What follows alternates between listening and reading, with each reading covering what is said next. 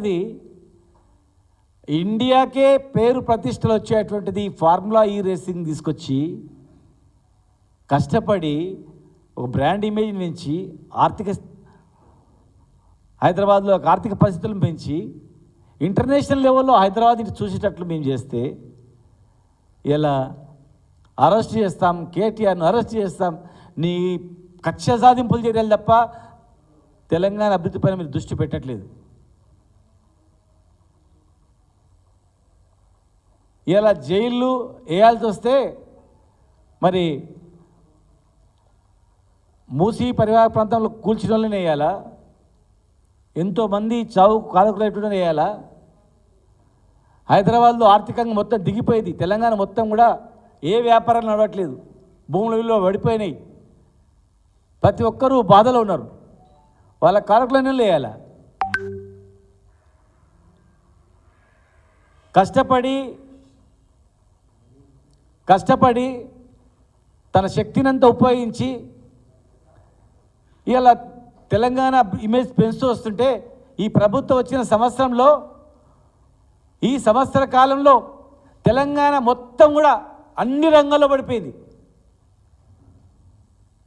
ఒక్క ఫార్ములా ఈ రేసింగ్ మీదనే మీరు జైల్లో పెడతామని చెప్తున్నారు. మీరు ఇక ఏం స్పోర్ట్స్ నిర్వహిస్తారు?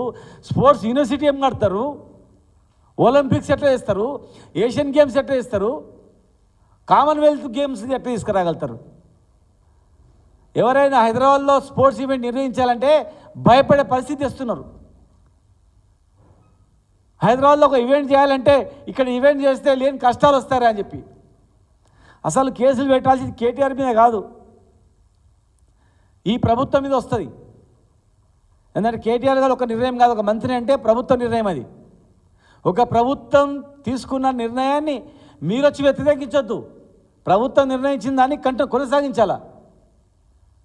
మీరు కొనసాగించినందుకు కొన్ని వందల కోట్ల వేల కోట్ల నష్టం ఆ సంస్థకు అవుతుంది. రేపు భవిష్యత్తులో వాళ్ళు ఈ ప్రభుత్వం మీద కేసు పెడతారు, మీ మీద కేసు పెడతారు. కేటీఆర్ మీద కేసు పెట్టడం కలల మాట, గుర్తుపెట్టుకోండి.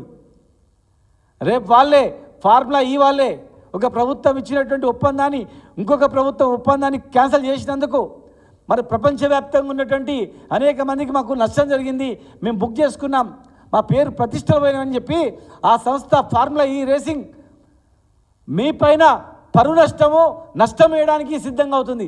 దాన్ని దృష్టిలో పెట్టుకోండి.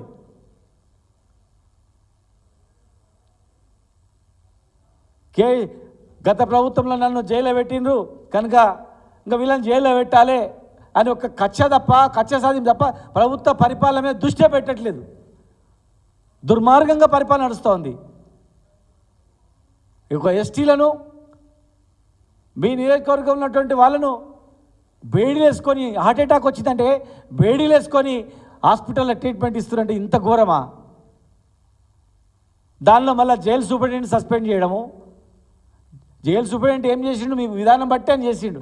జైలు సూపరింటెండెంట్ను అక్కడ ఉన్నటువంటి జైలు సిబ్బందిని సస్పెండ్ చేస్తే సరిపోదు, మీ విధానాలను సవరించుకోవాలా. మీ విధానాల ప్రకారం వాళ్ళు చేసిర్రు, మీరు చేసిన తప్పుకు వాళ్ళని బలిచ్చి ఇగో తప్పు చేసిరని చెప్పి వాళ్ళ మీద వేసి దాటవేయడానికి సరికాదు. అది ఒక చిన్న ఈవెంట్ కావాలంటే, ఇంటర్నేషనల్ ఈవెంట్, స్పోర్ట్స్ ఈవెంట్ చేయాలంటే ఇక్కడ స్థాయిని బట్టి, ప్రభుత్వ స్తోమతను బట్టి చేస్తారు. ఇలా మీరు చేసిన నష్టానికి తెలంగాణ కాదు, ఈ భారతదేశానికే గొప్ప నష్టం. ఇంటర్నేషనల్ ఎవడన్నారు ఈ దేశం రావాలంటే పలానా రాష్ట్రంలో రద్దు చేసిండ్రు, ఒక ఈవెంట్ కాదు 2వ 3వ ఈవెంట్ అయ్యే లోపల అనేక మార్పులు వస్తాయి, ఒక మాట మీద నిలబడరని చెప్పి నష్టం వాటిల్తుంది. ఒక వ్యక్తుల సంస్థ కాదు ఇది. ఇలా మీరు ఉంటారు పోతారు, రేపు మళ్ళీ మేము వస్తాం. గతంలో మేము ఉన్నాం, కానీ మీరు చేసిన నిర్ణయాలు మేము వచ్చి రద్దు చేస్తే అది ప్రభుత్వం అనపడదు,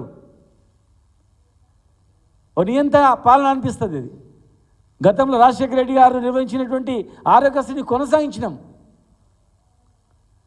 అనేక అంశాల్లో గతంలో తెలుగుదేశం పార్టీ కావచ్చు, కాంగ్రెస్ కావచ్చు, ఆ రాష్ట్రాల్లో కొనసాగించినవి ఇంకా మెరుగైనవి చేస్తూ పోయిందని తప్ప ప్రభుత్వం మారంగానే ఆ ప్రభుత్వం చేసినవన్నీ రద్దు చేసుకుంటూ పోతే రాష్ట్రాలు దేశాలు దివాళా ఇస్తాయి. ఇది రాజరిక పరిపాలన కాదు, ఇది ప్రజాస్వామ్య పరిపాలన. ప్రజాస్వామ్య పరిపాలనలో ఒక మంత్రి చేసినట్టే ఒక మంత్రి చేసినట్లు కాదు, ప్రభుత్వం చేసినట్ల. ప్రభుత్వం చేసిన చర్యను ఒక మంత్రి చేసినట్టు స్వార్థాన్ని కట్టొద్దు.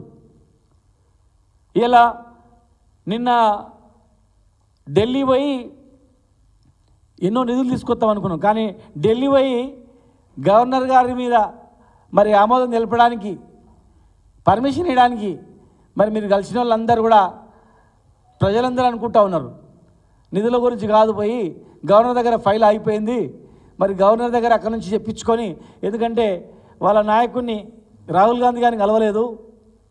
ముఖ్యంగా ఉన్నదే ఇద్దరు ముఖ్యమంత్రులు ఈ దేశంలో వాళ్ళకు. ఆ ఇద్దరు ముఖ్యమంత్రులను కూడా కలవలేని స్థితిలో అయితే ఏమున్నాడు.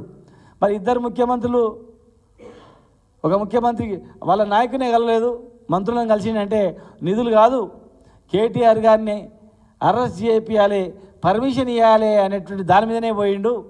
మరి పోయిండు, సక్సెస్ అయ్యిండు.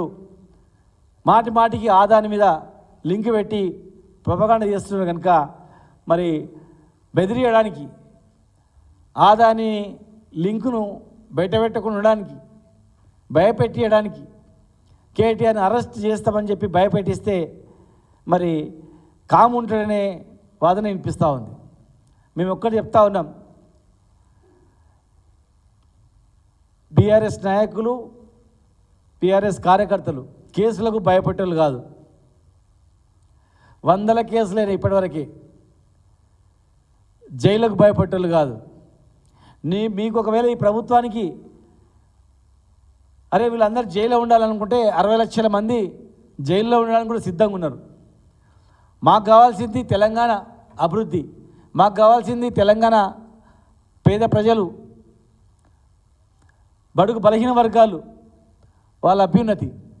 మేము తెచ్చుకున్న తెలంగాణ సమాజం బాగుపడాలి, రైతులు బాగుపడాలని.